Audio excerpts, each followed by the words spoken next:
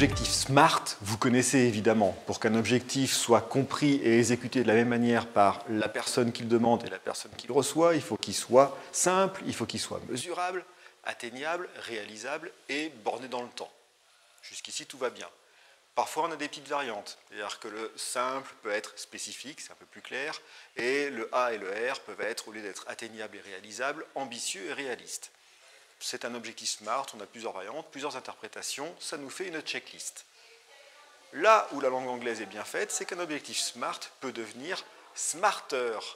Et le bénéfice, c'est que ces deux lettres supplémentaires vont nous permettre de qualifier encore plus l'objectif, toujours dans un objectif de clarté et de meilleure compréhension de ce qui est demandé.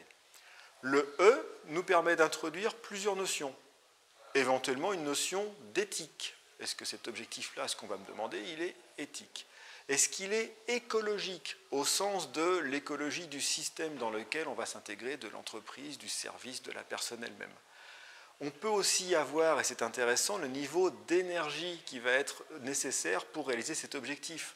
Les cycles circadiens, les gens qui sont du matin, de l'après-midi, les débuts de semaine, les fins de semaine, ça peut être intéressant d'avoir conscience que cet objectif que je vais vous demander, il va falloir l'étaler sur la semaine ou il va falloir le réaliser en début de mois plus tôt. Donc la notion d'énergie à laquelle je vais avoir accès. Et éventuellement, on peut aussi se poser la question de l'évaluation. C'est déjà généralement prévu dans une délégation de tâches, mais ici de se dire, voilà, mon objectif, il va être évalué. S'il est évalué, il peut aussi être revu. Le R de mon SMARTER, pareil, plusieurs possibilités d'interprétation.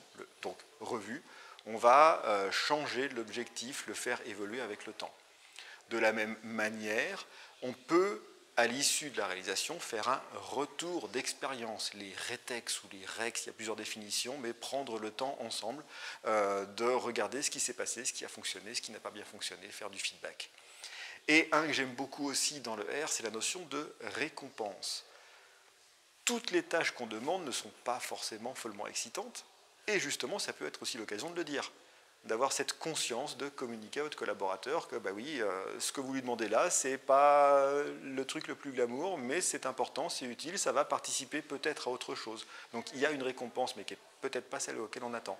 Ou il peut y avoir des véritables récompenses que vous pouvez mettre en avant aussi dans votre présentation. Ne serait-ce que d'avoir conscience que c'est un des éléments vous permet d'y penser et peut-être de présenter la chose de manière différente.